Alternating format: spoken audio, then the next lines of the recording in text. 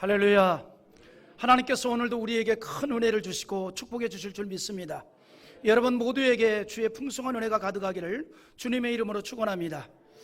여러분, 우리가 신약 성경을 보면요, 교회를 너무나 사랑했던 사도 바울의 모습을 그의 서신 곳곳에서 우리가 발견할 수가 있습니다. 그런데 말이죠, 이렇게 그가 복음을 전해서 교회를 세웠고 또 성도들을 양육을 하는 과정 속에서 바울이 어려움을 많이 당하기도 하죠. 그 중에 하나가 뭐냐면 바로 이 고린도 교회를 통한 또 어려움을 한 예로 들을 수가 있는데, 참 고린도 교회를 바울이 너무나 사랑했습니다. 진심으로 교회를 섬겼습니다. 그런데 고린도 교회 일부 성도들 가운데 그런 바울의 마음을 그대로 받아들이지 않는 경우가 있었던 거예요. 그래서 오죽했으면 앞에 11절에서 이런 말을 합니다. 어떠한 까닭이냐, 내가 너희를 사랑하지 아니함이냐, 하나님이 아시느니라, 이런 말을 합니다. 바울이 고린도 교회를 사랑했어요. 아꼈어요. 그런데 그 진심을 몰라주는 거예요. 곡해를 하고 오해를 하고 마음의 문을 닫습니다. 그때 바울이 그렇게 말하죠. 내가 너희를 사랑하지 아니함이냐? 이 말이 무슨 말이에요? 너무너무 사랑한다 이 말이죠. 그거를 누가? 하나님이 아신다. 하나님이 아신다. 바울이 왜 이 말을 했을까요? 여러분, 사도 바울이요, 복음을 증거하면서 자주 어떤 일을 당하냐면 거짓된 모함과 핍박을 당합니다. 심지어는 감옥에 갇히기도 했고 또 매를 맞기도 합니다. 오늘 본문의 말씀도 우리가 같이 보았지만 바울 사도가 당했던 고난에 관한 이야기입니다. 당시에 고린도 교회에는 말이죠, 믿음으로 살고 신앙으로 사는 신실한 성도들이 있었습니다. 그런데 그런 성도들을 미혹하고 흔드는 무리들이 있었습니다. 즉 교회를 흔드는 자들이 있었다는 거예요. 교회를 어지럽히는 자들이 있었습니다. 그러면서도 오히려 교회를 더욱 사랑한다라고 말하는 자들이 있었습니다. 열매를 볼 때에는 교회를 흔드는 것이고 교회를 무너뜨리는 자들인데, 그들은 이렇게 말합니다. 우리가 교회를 너무너무 사랑한다, 이렇게 말하는 거예요. 그들은 먼저 바울을 공격했던 사람들입니다. 그러면서 이렇게 말하지요. 우리는 바울보다 교회를 더 사랑한다. 우리는 바울보다 교회를 더 사랑하는 일꾼이다, 이렇게 말했습니다. 그러나 그들은 교회를 무너뜨리는 자들이었습니다. 그런데 문제가 있습니다. 그런 자들에게 유혹을 받는 성도들이 있었다는 거예요. 이게 문제예요. 아무리 교회를 무너뜨리려고 하고 공격을 하고 바울을 폄훼하고 비난하고 거짓으로 공격을 한다 할지라도 고린도 교회 성도들이 그것에 전혀 영향받지 아니하고 흔들리지 아니하면 괜찮은데, 바울이 보니 그것에 미혹을 당하고 흔들리고 영향을 받는 자들이 있었다는 겁니다.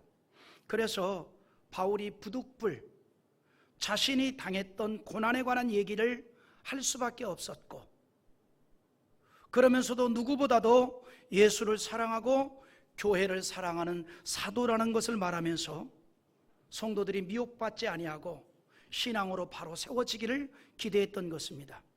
그러므로 오늘 본문 23절에서 이렇게 문을 열죠. 우리 한번 읽었지만 다시 한번 읽어보겠습니다.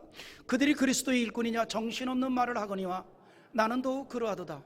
내가 수고를 넘치도록 하고 옥에 갇히기도 더 많이 하고 매도 수없이 맞고 여러 번 죽을 뻔하였으니. 자, 여기서 말하는 그들이 누굴까요? 바로 교회를 사랑하는 일꾼이라고 하면서 오히려 교회를 흔드는 자들을 말합니다. 교회를 무너뜨리려고 하는 자들을 말합니다.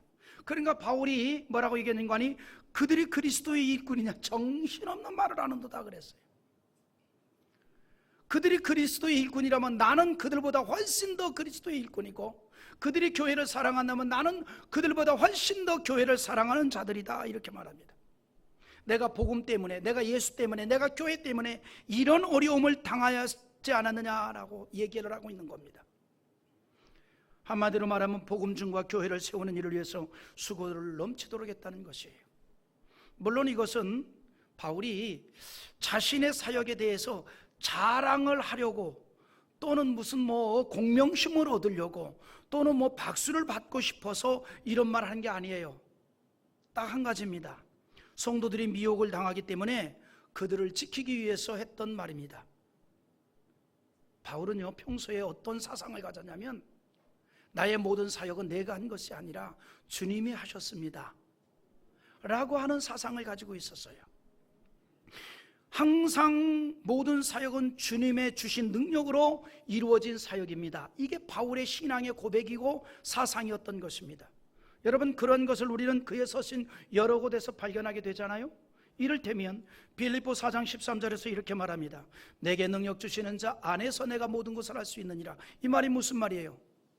내게 능력 주시지 아니하면 나는 아무것도 할 수 없다, 이 말이에요. 주께서 내게 능력을 주어서 복음을 전할 수가 있었고, 주께서 내게 능력을 주어서 교회를 세울 수 있었다는 얘기입니다. 내 능력이 아니라 주님 주신 능력이라는 겁니다. 그 능력 때문에 내가 모든 일을 할 수 있었다는 거예요. 또한 고린도전서 2장 4절과 5절에서 이런 말도 하죠. 내 말과 내 전도함이 설득력이 있는 지혜의 말로 하지 아니하고 다만 성령의 나타남과 능력으로 하여 너희의 믿음이 사람의 지혜에 있지 아니하고 다만 하나님의 능력에 있게 하려 하였노라 그랬습니다. 무슨 말이에요? 바울이 전하는 전도, 바울이 전하는 그 이 복음이 자기의 지혜의 말로 한 것이 아니라 이 말입니다. 성령의 능력으로 이루어졌다는 것입니다. 그의 모든 사역은 자신의 능력이 아니라 성령의 역사로 이루어졌다는 것을 증언하고 있습니다. 그런 바울이 오늘 본문에서 자신이 당한 고난을 말한 것은 공명심을 나타내고자 함이 아니라 오직 성도들을 위한 것이고 교회를 위한 것이었다, 이렇게 말하고 있습니다. 바울은 오직 주님께서 주신 사명을 따라서 복음을 증거한다는 그러한 의식을 가지고 일평생 복음을 열심히 전했습니다. 그런데 이렇게 복음을 증거하는 이유 때문에 태장을 맞고 돌에 맞고 강도의 위험도 당하고 거짓 형제의 모함도 당하고 잠도 자지 못하고 굶주리고 헐벗었습니다. 죽을 위기를 여러 번 당했다는 사실입니다. 그러나 그런 것들이 복음 증거의 사명의 불길을 잠재우지는 못했다는 사실이죠. 그런 것들이 오히려 그가 당하는 고난보다도 그의 마음을 항상 누르고 있는 것이 있었습니다. 그가 매를 맞고 핍박을 당하고 모욕을 당하고 거짓으로 증언을 받게 하고 또 죽을 위기를 당하고 그런 것에 그의 고민거리가 아니었습니다. 그의 마음에 근심하는 건 뭐냐? 오직 주님의 교회 때문이었습니다. 주님의 교회에 대한 염려였습니다. 마치 뭐와 같습니까? 자식을 생각하는 부모의 심정 같은 거죠. 우리가 다 자식을 키워보면 그렇지 않습니까? 맛있는 걸 먹을 때 생각이 나고 즐거울 때 생각이 나고 그런 거 아니에요. 예? 내가 어려움을 당해도 그거보다도 자식이 잘 되는 거 보면 기뻐하는 거 아닙니까? 이상한 사람들만 앉아있는 것 같아.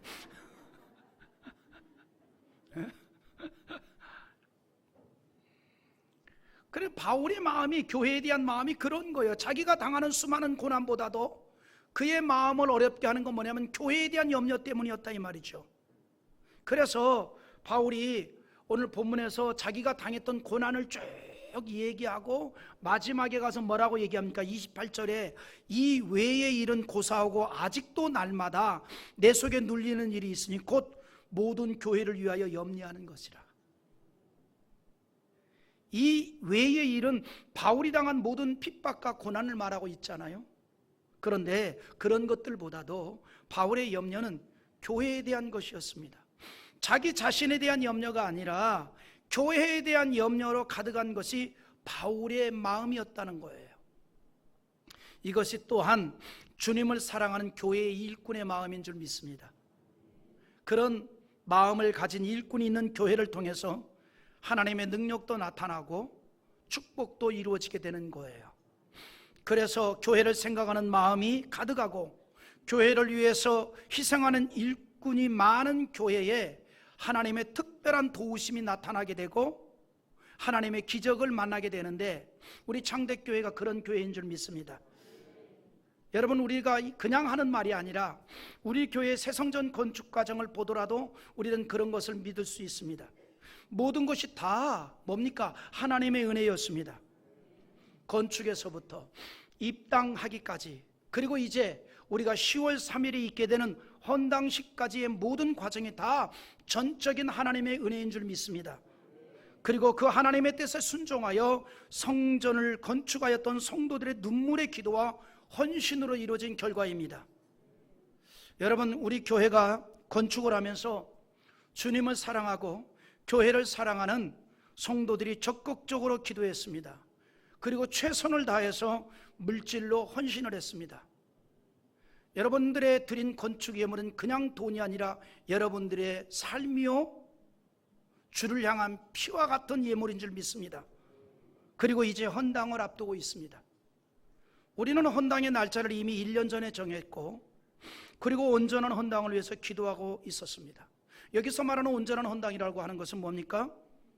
우리가 건축하기 위해서 빌렸던 은행의 모든 채무를 다 변제하고 하나님 앞에 온전한 헌당하기를 위해서 기도하고 있었습니다. 그러나 현실적으로 생각할 때에 적지 않은 은행의 채무를 완전히 다 변제하고 헌당식을 한다는 것은 마음에 무거운 짐이 될 수도 있었습니다. 하지만 우리는 믿음으로 기도를 하였습니다. 하나님의 은혜를 구했습니다. 특히 코로나19라고 하는 이 어려운 시국에도 예배를 드리는 일에 소홀하지 않았습니다. 더 열심히 예배를 드렸습니다. 힘써왔습니다. 새벽 예배는 물론이고 주일 예배, 3일 예배, 금요 기도 예배, 심지어 특별 기도회와 특별 부흥성회까지 빼놓지 않았습니다. 하나님의 은혜를 그처럼 간구했다는 사실입니다.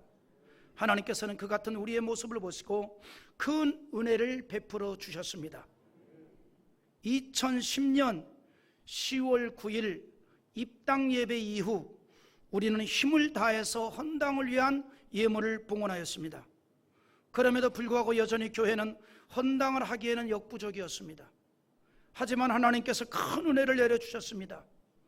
우리가 온전한 헌당을 할 수 있도록 하나님께서 우리 교회에 복을 주시어서 은행에서 대출받은 대출금 잔액 17억의 모든 교회 채무를 완전히 다 변제하도록 했습니다. 이제는 교회가 금전적으로 어떤 채무도 없습니다. 드디어 우리는 10월 3일 온전한 헌당을 하게 되었습니다. 여기에는 우리 성도들의 눈물겨운 헌신이 있었고 이 일을 이루게 하신 하나님의 은혜와 은총과 축복이었기에 우리 하나님께 영광을 돌립니다. 할렐루야.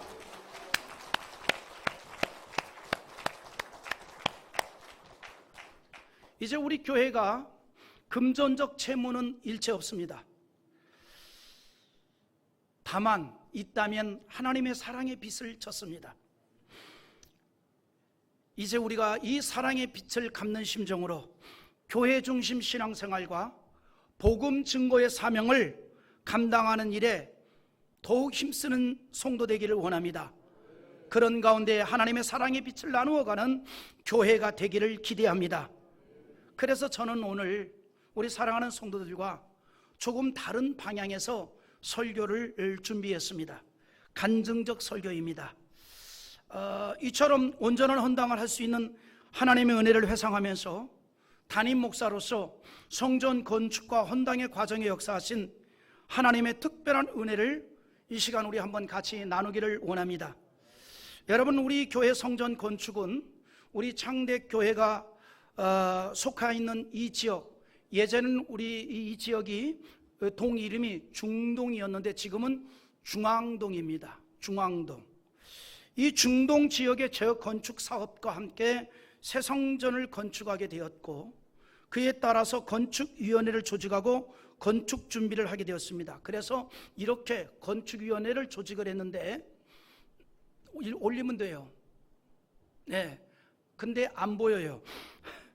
그냥 이렇게 올렸습니다. 당회장인 제가 이제 건축위원들을 위촉을 했습니다. 지도위원과 자금관리팀, 법률설계팀, 시공협력팀, 시설협력팀, 홍보전략팀, 접대봉사팀, 기도후원팀, 일반헌신팀 이렇게 해서 건축위원을 발표했습니다. 그런데 이제 그만 모든 교회가 그러하듯이 성전이 건축되는 과정에는 많은 사건들이 있어요.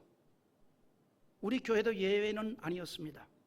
우리 교회가 처음 건축을 시작하려고 하기 전에 우리 교회가 있었던 이 지역은 재건축을 준비하고 있었고, 그 일로 인하여서 지역 주민은 둘로 나뉘어져 있었습니다.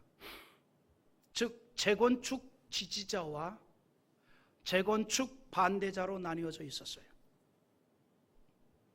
그리고 이런 반목은 그대로 교회 안으로까지 들어왔습니다. 왜 그랬을까요?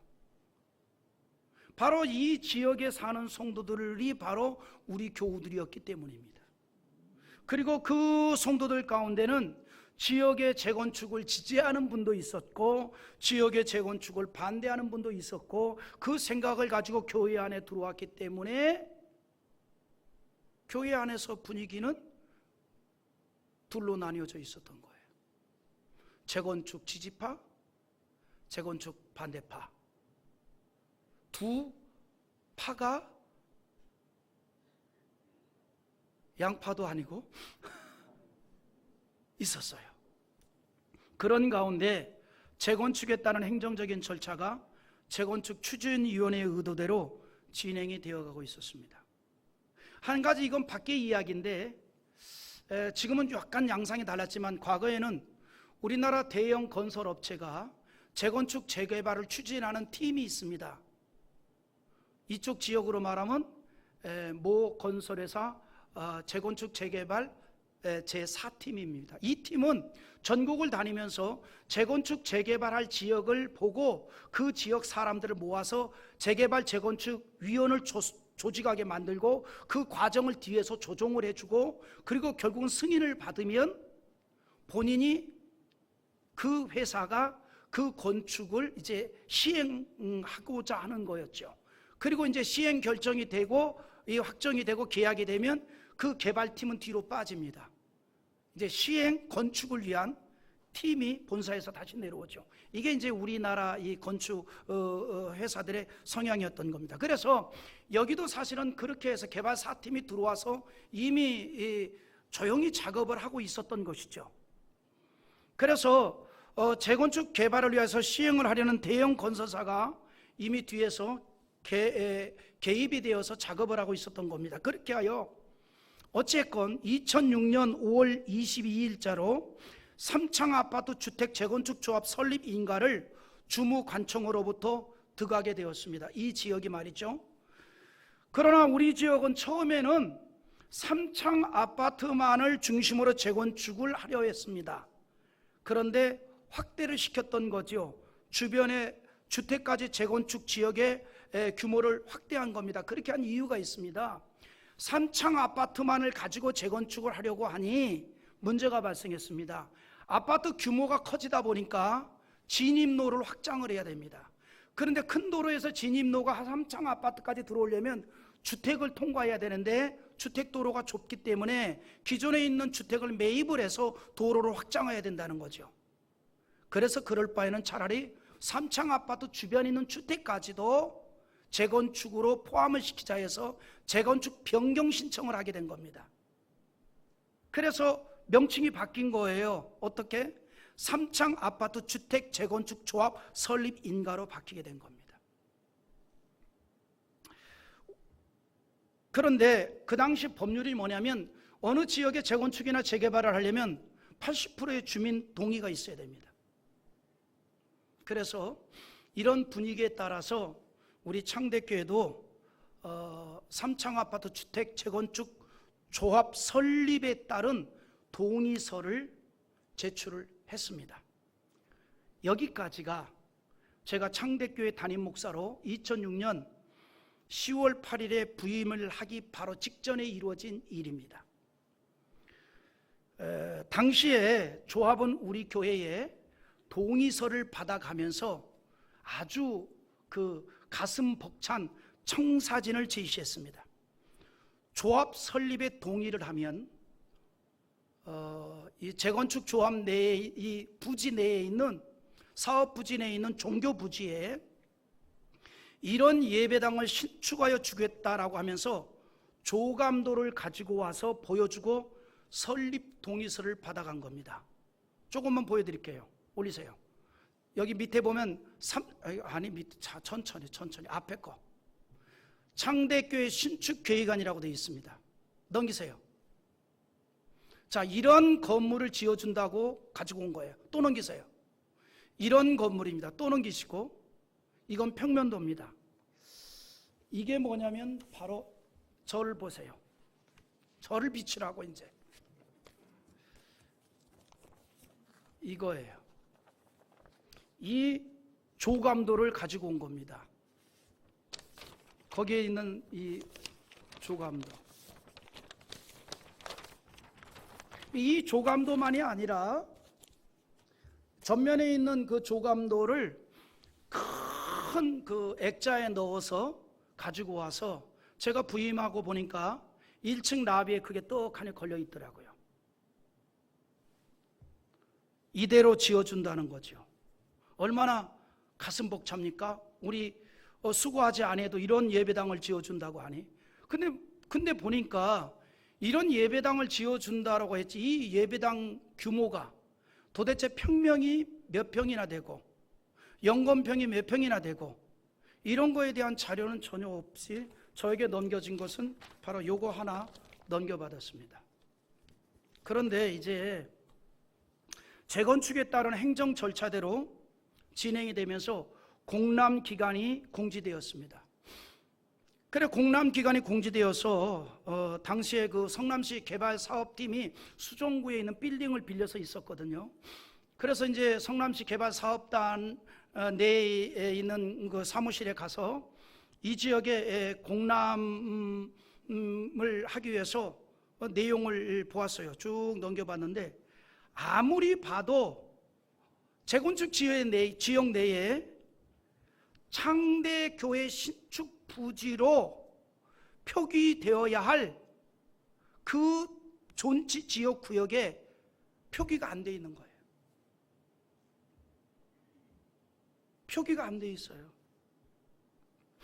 그래서 조합을 찾아가서 왜 창대교회에 표기가 안 되어 있느냐, 당신들이 이렇게 우리 교회에 신축, 건축 조감도까지 가지고 와서 건축을 해줄 것으로 얘기가 다 되었는데 어떻게 된 것입니까?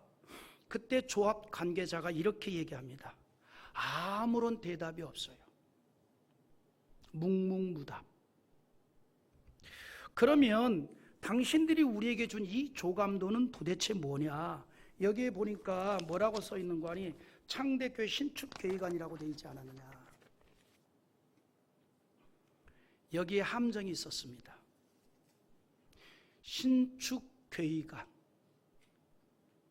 다시 말해서 이런 예배당을 지을 수 있다는 것이지 이런 예배당을 건축해 준다는 말이 아닙니다. 이럴 때 여러분들 심정은 어떨까? 5글자예요. 미치고 환장. 이런 예배당을 지을 수 있다는 것이지 이런 예배당을 지어준다는 말을 한 적이 없습니다. 그래서 일단 알았습니다 하고 돌아왔어요. 그리고 교회에 돌아와서 몇몇 분에게 문의를 했습니다. 자, 그러면 저희가 조합 설립 동의서에 교회 직인을 찍어서 서류를 넘겨주었는데 그때 조합과 이런 건축을 해준다고 하는 합의서를 받은 게 있을 거 아니냐? 그 서류 어디에 있습니까? 아무도 모릅니다. 그러면 좋습니다. 그 당시에 최초로 이 조합 동의서에 직인을 누른 사람이 누굽니까? 원로 목사님, 나는 직인 관리를 안 해서 잘 모르겠는데 그때 건축위원장이 했나? 건축위원장님, 그건 저도 잘 모르는 일인데요. 그러면 교회 사무실에 있는 교회 직인이 어떻게 해서 혼자 날아가서 조합의 직인을 누르고 진행이 됐단 말인가? 그래서 조합 서류를 보니까 우리 교회 직인이 맞고 우리 교회에서 다 사인한 게 맞습니다. 조합 설립 동의서를 줄 때 교회 직인이 찍혔는데 교회 직인을 찍었다는 사람도 없습니다. 아무런 하부서도 받지 않고 조합 설립에 대한 동의서를 누군가 교회 직인을 가지고 찍었지만 아무도 그것을 찍은 사람이 없다라고 합니다. 그리고 공람 기간이 된 지금 아무도 그것에 대해서 책임을 지는 사람도 없고 대책을 간구하지도 못하는 실정입니다. 이때부터 저는 담임 목사로서 누구를 탓하기보다는 문제를 해결해야 된다는 생각으로 어쩔 수 없이 소모적인 법정 다툼이 시작할 수밖에 없었던 겁니다. 그냥 조합이 순전한 마음을 가지면 이런 다툼이 없습니다. 그런 어쩔 수 없는 소모적인 시간을 낭비할 수밖에 없는 거죠. 기도가 저절로 나오게 되었습니다. 하나님 저를 창대교회 담임 목사로 보내신 뜻이 여기에 있었군요. 그동안 대학의 교수로 교육실장으로 일을 하면서 경험한 모든 것을 다 사용해 주십시오. 지혜를 주십시오. 주님의 거룩한 성전이 세워지는 일입니다. 하나님이 도와주셔야만 됩니다. 기도할 수밖에 없었습니다. 그래서 제일 먼저 한 일이 도시 및 주거환경정비법, 일명 도종법에 대해서 인터넷에서 전문을 다 다운받아서 프린트를 해가지고 언더라인을 지우면서 밤을 새워서 스터디를 해야만 했습니다. 왜냐하면 법을 자세히 알아야 무슨 법적인 다툼을 하든 무엇을 하든 알 수 있지요. 내가 고등학교 이후에 이렇게 열심히 공부를 해본 적은 처음입니다. 단어 하나하나 언더라인을 쳐면서 궁금한 건 별표해 놓고 다시 다른 조문을 갖다가 대칭해보고 주석을 달고 그렇게 해서 전체 도종법을 다 마스터를 했습니다. 그리고 우리의 권리를 찾기 위한 지루한 법정 다툼을 하게 되었는데 이제 내용 증명을 시청으로도 보내고 조합으로 보내고 그리고 다시 시청에서 말도 안 되는 답변서가 오고 또 조합에서 말도 안 되는 답변서가 오면 재차 그것에 대응하는 내용 증명을 보내게 되었는데 그 어간의 법률적인 것을 감안을 해서 그 내용 증명을 보내고 답변서가 오면 또 대응하는 답변서를 보내고 하는 것이 얼마나 많았냐면 이걸 제가 자료를 모아놓은 게 책으로 한 권입니다. 이게 그동안 조합과 시청과 오고 갔던 내용 증명서와 법률적인 다툼한 서류예요. 책이 한 권입니다. 일단 이쪽에다 옮겨놓고 그러던 과정 속에 드디어 성남시청에서 우리의 법적인 주장을 받아들여서 삼창아파트 주택조합장 서홍규 앞으로 행정지시 공문을 보내게 되었습니다. 공문 제목이 뭔지 알아요? 이렇게 되어 있습니다. 삼창아파트 주택 재건축 사업 조합 설립 인가에 대한 그 다음 말이 중요해요. 보완 통보. 보완 통보. 이 말이 무슨 말일까요? 내용을 요약하면 이런 겁니다. 창대교회로부터 받은 동의서는 적법한 동의서로 인정하기 어려우므로 보완된 서류를 2007년 7월 26일까지 성남시청 도시개발과로 보내라는 공문의 내용입니다. 한번 띄워보세요. 이거예요. 이거를 성남시청에서 조합으로 보낸 겁니다. 여기 막 낙서도 되어 있죠. 이거 내가 받은 게 아니라 자기네들이 받아가지고 고민하면서 낙서 쓴 것을 누군가가 나한테 복사해서 준 거예요. 그만 이 공문대로라면 이미 승인된 조합 설립 승인을 보류한다는 얘기예요. 교회 입장에서는 할렐루야죠. 아멘입니까? 이제는 재건축 조합이 교회와 합의를 다시 할 수밖에 없는 상황이 된 겁니다. 이전에 제출된 동의서는 무효입니다. 여기까지 온 것만도 하나님의 큰 은혜인 줄 믿습니다. 그런데 이거는 시작에 불과합니다. 이렇게 되다 보니 조합의 뒤에 있는 시행사와 그리고 조합을 통해서 악하고 비열한 행동을 합니다. 창대교회 담임 목사에 대해서 비방과 거짓으로 조합원들에게 말을 만들어내기 시작하는 거예요. 이런 게 있습니다. 이론으로 안 되고 법으로 안 되면 비난을 하라. 이게 아주 치사한 사람들이 사용하는 방법인데, 이게 각 분야에 이런 방법을 사용을 해요. 실질적으로 정치인들도 그렇고 또 여러 가지 시민운동하는 분들도 그렇습니다. 대화가 안 되면 비난을 합니다. 그 방법을 지금 조합이 사용한 거예요. 말로도 안 되고 법으로도 안 되면 비난을 하는 가장 비열한 방법을 사용하고 있었던 것입니다. 그 내용을, 들려오는 내용은 이런 겁니다. 목사가 조합 설립을 방해하고 재건축 사업을 방해한다. 그리고 창대 교회 측이 엄청난 보상을 요구하고 있고, 목사가 너무너무 욕심이 많다 라고 하는 비방을 쫙 돌리는 겁니다. 그런데 저는 그때까지, 아직까지 교회 입장에서 보상에 대한 어떤 것도 구체적으로 제시를 안 했습니다. 왜 그랬을까요? 이유가 있습니다. 조합원들이 우리 교인들이에요. 터무니없이 많은 보상을 요구하면 시험이 들 거고, 그렇다고 교회가 또 손해볼 수 있을 정도로 아주 너무 낮은 것을 요구하면 또 어려움이 있고, 그래서 어떻게 하는 것이 적절할까 기도하면서 생각만 하고 있었던 거예요. 그럼에도 불구하고 이미 재건축 조합원대에서는 이렇게 교회에 대한, 담임 목사에 대한, 오윤호 목사에 대한 비방을 쫙 퍼뜨렸습니다. 중요한 거는 여기에 조합원으로 있는 우리 교회 성도들까지 영향을 받아서 담임 목사를 이상하게 바라보는 분들도 생긴 겁니다. 이상하게 바라본다는 건 이런 겁니다. 안녕하세요, 이렇게 보는 거예요.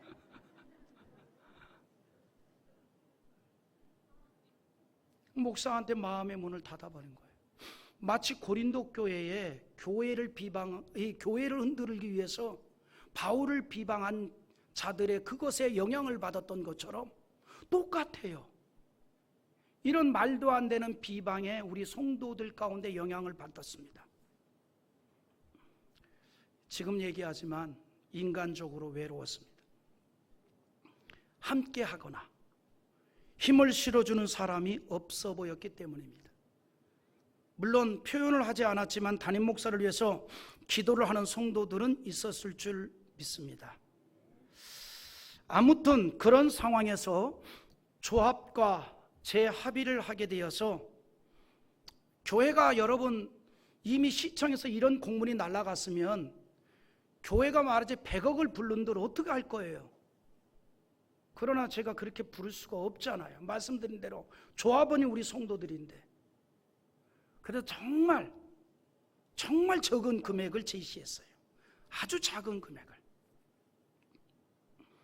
많은 생각을 하면서 기도를 하던 중에 적절한 보상을 제시했고, 그리고 그것을 시행사와 조합이 동의하고 합의서를 쓰고 그것을 조합 이사회에 결의를 해 결과를 교회에 보내주게 되었는데, 웃기는 얘기 한 가지 여기서 지나갈게요. 저희 그 사무실이 그 당시에는 구성전이 바로 이 도로에서 딱 들어오면 사무실이잖아요. 제가 거기서 의자에 앉아서 생활을 했잖아요, 밤에도. 근데 이제 그때 조합장과 조합 직원과 시행사 직원 둘 저하고 앉아서 대화를 했습니다. 그래서 제가 그때 마지막으로 프린트한 걸 주면서, 이 정도를 보상해 주면 이건 우리가 욕심 부린 거 아니다. 그래 생각해 봐라. 그러니까 그 시행사 직원 하나가, 목사님 제가 잠깐만 나갔다 들어오겠습니다. 그런데 딱 나가더만 어디다 전화를 해요. 다 들렸어. 이렇게 얘기하는데요, 어떻게 이 정도면 우리가 괜찮은 금액인 것 같은데 받아들이는 걸로 하죠. 그쪽에서 얘기한 것 같아요. 그 정도면 받아들여도 되지. 이렇게 들어와가지고 탁 앉아있더니, 그러면 받아들이겠습니다. 그렇게 해서 이제 받아들이는 게 문제가 아니라 조합이 이미 이사회가 있습니다. 이사회 결의가 돼야 돼요. 그래서 이사회를 모여서 회의를 했습니다. 그래서 결의한 내용을 저희에게 통보해 주었어요. 우리가 요구한 것을 그대로 수용하는 걸로. 그게 이 내용입니다. 올려보세요. 이게 이사회의 조합에서 저희 교회에 보낸 그 내용입니다. 내용인데 그 내용 속에 이제 이런 내용이 있습니다. 또 올려보세요. 이게 뭐냐면 이사회 회의록입니다. 제70차 이사회 회의록. 안건이 뭐냐면 창대교회 재건축 동의에 따른 합의 내용의 건. 그렇게 해가지고 여기가 참석자가 조합장 소홍규 외 7명. 그런데 중요한 게 있습니다. 참석자 중 6명이 찬성을 했고 1명이 반대를 했고 조합 이사 중 1명은 참석을 안 했습니다. 그래서 그들이 다 사인을 했어요. 넘겨주세요. 여기에 보면 9명 중에 1명은 참석을 안 해서 사인을 못 했고 한 사람은 반대를 해서 동의서에 사인을 안 했습니다. 빨리 넘기시기 바랍니다. 넘기세요. 이 사인을 아니 그만 나를 보이라고. 일부 때는 잘 됐는데 날 보여요. 이 사인을 안 한 사람이 누구냐면 창대교회 집사님입니다. 그래서 내가 빨리 넘기라고 한 거예요.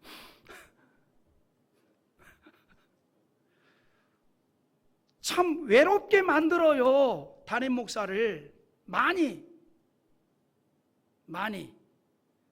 자, 이제 넘어갑니다. 그리하여 쌍방의 적절한 보상을 받기로 하고 합의서를 받고 동의서를 이제 조합 측에 저희가 제출을 해줬어요. 그런데 이런 일을 하면서 사무실에서 밤을 지새우고 낮에는 또 예배를 인도하고 목회를 하다 보니 건강에 문제가 생겼습니다. 바이러스에 대한 면역성이 약화돼 가지고 바이러스가 몸 안에 들어온 거죠. 그 증상이 뭐냐면 머리에 두통이 너무 심해 가지고 처음엔 제가 자가 진단을 했어요. 머리가 아파서 체한 줄 알았어요. 이 머리가 아픈데 이제 뭐냐면 체해 가지고 머리가 아픈 줄 알았단 말이죠. 그래서 한의원에 가서 침을 맞았습니다. 효과가 없어요. 그런데 가면 갈수록 통증은 더욱 심해지는데 어느 정도냐면 마치 머리를 칼로 도려내는 것처럼 통증이 심합니다. 결국은 진통제의 양이 늘어날 수밖에 없어요. 한 알이 두 알 되고 두 알이 세 알이 되고. 여러분 진통제 많이 먹으면요 위벽이 다 헐어버려요. 그런데 통증은 계속 심한 거예요. 견딜 수 없을 정도로 아파요. 그래서 다시 병원을 갔어요. 엑스레이를 찍고 그래도 병명이 안 나오죠. MRI를 찍어도 병명이 없습니다. 그렇게 한 달이 지나면서 진통제를 먹어도 통증이 멈추지 않고 이제는 어깨가 마비되는 증상까지 왔습니다. 그때 하나님께서 어떤 목사님을 통해서 조언을 받게 하였는데 저에게는 하나님께서 보낸 천사입니다. 척수검사를 한번 해보라는 거예요. 자기가 생각해 볼 때 아마 결핵성 골수염 같다는 겁니다. 자기가 예전에 그렇게 머리가 극심한 통증이 있다가 한 달 만에 쓰러져서 응급실로 실려갔는데 검사 결과 결핵성 이 뇌수막염이었다는 겁니다. 결핵성 뇌수막염. 그래서 이 결핵성 뇌수막염 판정을 받았고 나중에 의사가 가족들에게 물어봤대요. 저 환자가 무슨 일을 하는 분이냐. 저 환자가 저렇게 쓰러져 왔을 정도면 진행이 많이 되었을 텐데 깨어나도 정상적 생활이 불가능할 것이라고 했다는 거예요. 그런데 그 목사님이 기적적으로 깨어나서 치료를 받았고 정상적으로 회복이 되었습니다. 자기가 알았던 질병과 증세가 똑같다는 겁니다. 그래서 척수검사를 받았습니다. 마취 없이 큰 주사기를 꽂아서 척수를 빼내지요. 엉치뼈에서. 왜냐하면 그때 마취를 왜 하냐면 그 엉치뼈 잘못 건들면 하반신 마비가 되니까 마취를 안 하고 주사바늘을 꽂아가지고 아주 그것도 천천히 꽂아서 척수를 다 뽑아냅니다. 그리고 그 뽑아낸 척수가 다 채워질 때까지 6시간 동안 그 자세, 새우처럼한 자세를 유지해야만 하죠. 그리고 검사를 해봤습니다. 결과가 나왔어요. 결핵성 뇌수막염. 무조건 입원해야 됩니다. 했어요. 이틀만. 그리고 나왔습니다. 동의서 한 장 받고, 저도 동의서 받았습니다. 이후에 환자에 대한 치료에 관한 병원에서의 어떠한 책임도 묻지 아니한다. 그러니까 말하자면 제가 이걸로 인해서 잘못되거나 죽음을 당해도 병원에 그 책임을 묻지 않겠다는 얘기예요. 그리고 제가 나왔어요. 왜냐하면 그때 상황이 제가 병원에 있을 수 있는 상황이 아닙니다. 그래서 1년 동안 치료를 받았죠. 참 힘든 기간입니다. 개인적으로 그러나 질병으로 어려움을 당하고 있었지만 교회를 향한 하나님의 손길은 계속되어 가고 있었습니다. 그리고 1년 만에 다시 재검사를 했는데 완치 판결을 받았습니다. 지금은 굉장히 건강합니다. 그 과정 속에 교회는 새 성전을 건축하기 위해서 이제 건축 허가서를 중원군청으로부터 받았습니다. 여기에 또 김유석 장로님이 또 많은 역할을 했습니다. 2008년 3월 21일 건축 허가서를 받았습니다. 그리고 이제 교회가 구성전을 비우고 임시성전으로 이전을 하게 되었습니다. 그러는 사이에 재건축 지역에 있는 모든 주택은 다 철거가 되었습니다. 그리고 교회가 건축될 부지도 형성이 되었습니다. 그래서 이제 그곳에 건축을 우리가 바로 시작만 하면 됩니다. 그러나 아직은 대지의 명의가 본 교회로 넘어올 수가 없기 때문에 조합에서 대지 사용 승인 및 대지 경계 측량을 해 주어야 하는데 우리가 임의로 할 수가 없어요. 그것을 해주지 않는 겁니다. 조합은 또다시 교회를 어렵게 하는 거예요. 대지 사용 승인서를 줘야 우리가 거기다가 신축 공사를 시작할 거 아닙니까? 그러면서 구성전 철거만 하려고 합니다. 반대할 수밖에 없죠. 이 구성전 철거하기 전에 대지 사용 승인서를 달라. 승인서를 안 주고 구성전 철거만 하려고 해요. 심지어는 철교 용역업체를 강제로 동원해서 강제 철거까지 하려고 시도를 했습니다.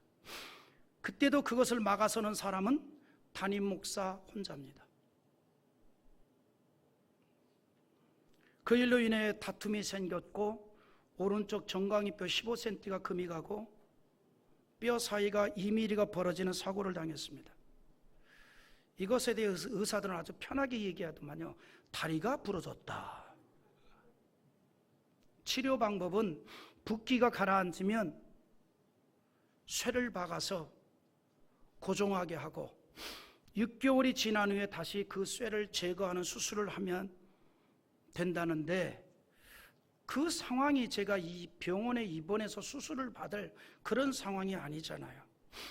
그래서 압박 붕대를 감고 진통제를 먹으면서 견뎌야 했습니다. I love you 진통제. 참 저희가 진통제 좋아하는 것 같아요. 이렇게 어려움을 당하면서 교회가 대지 사용서를 보내주기 전에는 구성전을 철거할 수 없다는 것을 통보하자 조합과 시행사인 현대건설이 구성전에 대한 부동산 명도 신청을 법원에 냈고 교회는 피고가 되었고 조합이 원고가 되어서 재판 기일이 잡혀서 법원으로부터 통고가 왔습니다. 사건 번호 가 2009 가단 476이 부동산 인도 원고 삼창아파트 주택 재건축 정비사업조합 피고 대한예수교 장로회 창대교회 외 일명이 오인호 목사예요. 재판을 걸어온 거예요. 쟁쟁한 그 현대건설의 그 법률팀에서. 그래서 이제 저희 입장에서도 대응을 해야 되잖아요. 그래서 저가 또 밤새도록 작업을 해서 법원에 답변서를 제출을 했습니다. 하나님께 기도하면서 변호사의 자문 없이 작성을 해서 제출했습니다. 그때 하나님께서 성전을 건축하게 하시려고 참으로 귀한 지혜와 은혜를 내려주었습니다. 바로 그 답변서 표지가 이거예요. 올렸어요. 이건데 잘 안 보이죠? 이겁니다. 이 내용이에요. 다. 이 내용이에요. 이거를 법원에 제출을 했습니다. 이제 저를 보이시죠? 자, 그런데 재판 기일을 앞두고 원고 측인 조합에서 재판 연기 신청을 한 겁니다. 그 쟁쟁한 현대건설의 법률팀이 어떻게 생각을 했냐면 이 재판은 승소할 수 없다라고 판단을 내린 겁니다. 그러니까 일단 재판을 연기 신청해 버려요. 우리가 연기 신청한 게 아니라 그쪽에서 연기 신청을 한 거예요. 그리고 나서 조합에서 대지 사용 승낙서를 우리가 요구하는 대로 이사회에 결의하여 교회 앞으로 보내온 겁니다. 대지 경계 측량까지 다 해가지고. 대지 경계 측량 우리가 한 거 아닙니다. 조합에서 한 겁니다.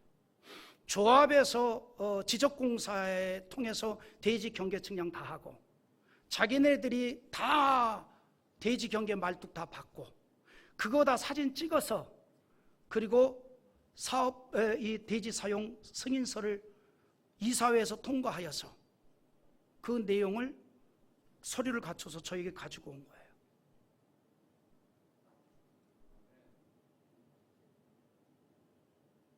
그래서 이젠 좋다. 철거해도 된다.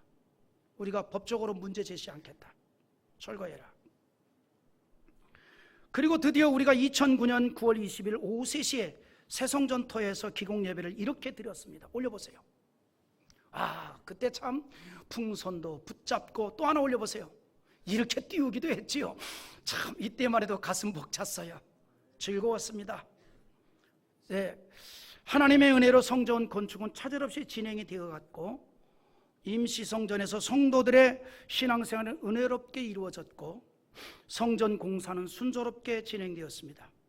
물론 현대건설의 지급보증으로 인하여 은행에서 우리가 대출을 받았습니다. 공사비를 척척 결제했어요. 물론 이자는 우리가 한 푼도 내지 않았습니다. 이것도 은혜인 줄 믿습니다. 이 공사비 대출 받은 이자 우리가 안 냈어요. 나중에 이제 7년이 지나서 그 다음부터는 우리가 물었지만 이거 뭐 우리 안 내고 다 진행됐습니다. 하나님의 은혜죠. 그런데 또다시 개인적으로 어려움이 왔습니다. 건강에 이상이 온 거예요. 종합검진을 받았는데 닥터가 좀 그 다음날 다시 좀 개인적으로 면담이 왔습니다. 오른쪽 폐에 종양이 발견됐다.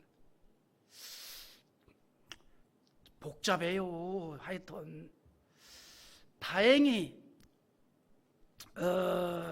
종양이 크지는 않다. 약 0.7cm 정도의 종양이다.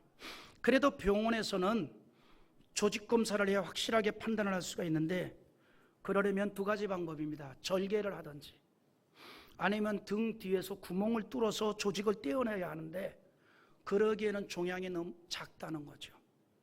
그렇다고 그것을 무시할 수가 없는 종양이라서 지속적 관찰을 하기로 했습니다. 그런데 하나님의 은혜 가운데 더 이상 종양이 자라질 않는 거예요. 할렐루야. 아마 우리 성도들이 세게 기도를 한 것 같아요. 그러다가 다시 조금 커지는 듯한 일이 벌어졌습니다. 긴장을 했죠. 좀 커졌어요. 긴장을 했죠. 의사는 본래 겁을 많이 줘요.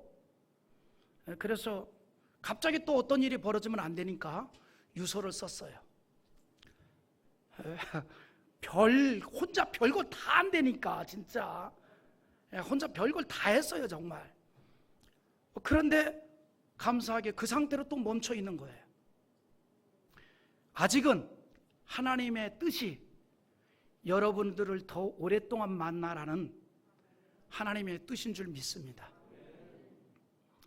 여러분, 우리가 살다 보면 여러 가지 어려움도 있고 고난도 있어요. 그러나 그 가운데서도 하나님이 함께 하시기 때문에 우리의 마음은 잔치가 되어야 합니다. 그러므로 잠언 15장 15절에서도 고난받는 자는 그날이 다 험하거나 마음이 즐거운 자는 항상 잔치하느니라. 하나님이 함께 한다는 걸 믿기에 마음이 즐거울 수밖에 없고 잔치가 될 수밖에 없는 것이죠. 드디어 성전 건축 공사가 완공이 되어서 2010년 8월 4일에 중원구청으로부터 준공검사가 나왔습니다. 준공 이제 허가서가 나왔습니다. 지하 2층, 지상 6층의 아름다운 예배당을 하나님께서 우리에게 선물로 주셨습니다. 할렐루야. 우리 한번 다시 사진으로 봅시다. 이겁니다. 멋지잖아요? 네, 참 가을 하늘 풍년이고, 이거 어제 안혜경 집사님하고 김대순 집사님이 찍은 거예요. 잘 찍었네. 네, 사진으로 보니까 더 예쁘네요. 예. 그리고 이제 그해 10월 9일에 입당 예배를 드렸습니다. 모든 것이 다 하나님의 은혜였습니다. 우리 성도들의 헌신의 결과입니다. 담임 목사로서 함께한 모든 성도들에게 감사를 드립니다. 물론 성전 준공 이후에도 우리 교회 대지가 아직은 재건축 지역에 속해 있기 때문에 건물에 대한 등기는 2010년 9월 6일로 등재되었지만 대지는 아파트 준공 이후에 되어지기 때문에 2012년 이후에 이루어졌습니다. 그런데 그 어간에도 조합과 아파트 준공 문제 등과 우리 교회와 이 겹쳐가지고 잘잘한 분쟁이 많이 있었지만 뭐 그거 다 이야기는 않겠습니다. 근데 그 가운데에 이건 분명히 밝혀야 되는데 우리 삼창아파트 제2단지 조합원들은 기억해야 됩니다. 이 도로가 준공이 나야 아파트가 준공이 납니다. 근데 이 도로하고 저 맞은편 쪽이 절대 녹지가 있었습니다. 4m짜리. 우리가 교회가 준공될 때 우리 교회가 어떤 소리를 안 해주면 이 도로 준공이 안 나도록 되어 있습니다. 못 나는 거예요. 낼 수가 없습니다. 그러면 2단지 아파트 준공도 날 수가 없습니다. 내가 버텼어요. 그래서 성남시에서 국장도 찾아오고 과장도 찾아오고 무더기로 찾아오고 지금까지 교회에 대한 비난과 모든 것에 대해서 공적 사과를 해라. 근데 공적 사과를 안 하는 거예요. 그러면 준공 마음대로 해봐라. 만약에 도로 준공을 내는 날이 있으면 내가 가만히 두지 않겠다. 시청에서 도로 준공을 낼 수가 없어요. 서로 도로 준공이 안 나니 이 아파트 준공도 날 수도 없죠. 근데 그때에 의로운 분이 한 분 생겼어요. 내가 저분한테 졌어요. 김유석 장로님이 오셔가지고 목사님 자그마치 740세 됩니다. 그들이 입주를 못합니다. 저것들 공개 사과 않다 할지라도 가르쳐 목사를. 하나님이 계시지 않습니까? 네? 그때는 장로님도 아닌데 목사는 성도한테 지는 법입니다. 오케이. 도로 승인 나고 아파트 준공 난 거예요. 그 어간에 또 법률적인 다툼이 많이 있었어요. 생략하겠습니다. 그럼에도 불구하고 악한 영들은 간혹가다 지금도 교회를 공격을 합니다. 악한 영들은 지금도 교회를 공격하고 목사를 공격합니다. 그 정도만 하고, 여러분 우리 창대교회가 새 성전 건축을 하는 과정에서 개인적으로 거짓 모함도 받았고 교회에 대한 악한 비방의 소리도 들었고 죽을 상황에서도 구원하신 하나님의 은총을 받기도 했습니다. 그런데 무엇보다 중요한 것은 이런 과정에서도 하나님께서는 여전히 일을 하고 계셨다는 사실입니다. 하나님께서는 교회를 위한 신실한 일꾼들을 세워나가고 계셨습니다. 이름 없이 빚도 없이 기도했던 기도의 번제물이 되신 성도들이 있었고 최선을 다해서 건축 예물을 드리고 교회를 위해서 충성하는 일꾼들이 있었습니다. 지금도 그 같은 아름다운 헌신은 진행 중에 있습니다. 모두가 교회를 위하는 귀한 마음이었습니다. 온전한 헌당을 하게 하셨습니다. 모든 일을 하나님이 하셨다는 겁니다. 시편 135편 6절에 이런 말씀이 있어요. 여호와께서 그가 기뻐하시는 모든 일을 천지와 바다와 모든 깊은 데서 다 행하셨도다. 하나님께서 이 모든 일을 행하신 줄 믿습니다. 그리고 그 모든 일을 행하시는 하나님께서 우리의 마음에 주를 향하는 마음을 주셨습니다. 우리 창대교회 성도들이 고난을 받으면서도 오히려 그 고난보다도 교회를 위하는 마음으로 가득했습니다. 그처럼 바울 같은 신앙을 가지고 있었기 때문에 하나님께서는 이처럼 온전한 헌당을 하게 하신 줄 압니다. 저는 성전 헌당을 준비하면서 하나님께 이런 기도를 하였습니다. 하나님, 성전 헌당식 이후 우리 교회가 더욱 하나님의 나라 확장에 크게 쓰임받게 하옵소서. 이 성전이 다음 세대에게 신실한 신앙을 물려주는 거룩한 집이 되게 하옵소서. 건축과 헌당에 함께한 모든 창대 성도들에게 성전 건축을 통해서 받게 되는 하나님의 큰 복을 받는 자 되게 하옵소서. 이렇게 기도했습니다. 앞으로 우리 창대교회가 더욱 하나님을 중심하는 믿음을 가지고 순교적 신앙을 계승하는 교회가 되기를 원합니다. 우리를 통해서 하나님의 선한 일을 이루시는 뜻이 있기 때문에 반드시 우리를 통한 하나님의 뜻은 계승이 될 줄 믿습니다. 마지막으로 우리 함께 에베소서 2장 10절을 읽고 마치기를 원합니다. 다 같이 보겠습니다. 우리는 그가 만드신 바라 그리스도 예수 안에서 선한 일을 위하여 지으심을 받은 자니 이 일은 하나님이 전에 예비하사 우리로 그 가운데서 행하게 하려 하심이니라. 할렐루야. 사랑하는 성도 여러분, 교회를 통해서 많은 영혼이 구원받고 우리의 다음 세대가 주님의 신실한 제자로 자라나고 성도의 가정은 형통한 복을 받을 수 있는 그러한 역사가 우리 헌당식을 통해서 더욱 나타나기를 주님의 이름으로 축원합니다.